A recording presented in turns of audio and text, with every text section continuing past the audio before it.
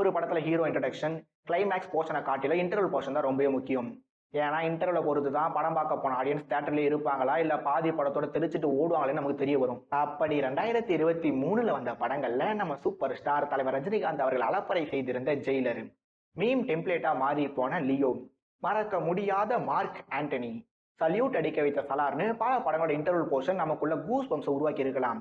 But நான் மேல வருவேண்டா, code சூட்டு போடுவேண்டா, கால் மேல கால் போட்டு ஸ்டைலா உட்கார வேண்டான்ட்டு நம்ம தலைவர் சொன்ன உருவான எலவேஷனை விட நம்ம ரத்தனவேலு முன்னாடி நம்ம வைகை புயல் சேர்ல உட்காந்த தருணம் இருக்கே, அதெல்லாம் என்ன மாதிரி மோமெண்ட் தெரியுமா?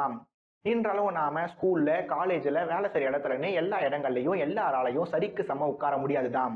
பட் அப்படி இருந்தா இந்த சீன் உருவாக்கப்பட்ட விதம், அதுக்கு கொடுக்கப்பட்ட பில்டப்னு இது எல்லாம் ஒண்ணு சேர்ந்து இந்த மாமன்னன் இடைவெளிய மறக்க முடியாத இடைவெளியா மாத்தி இருந்தாங்கன்னு சொன்னா அது மிகையாகாது.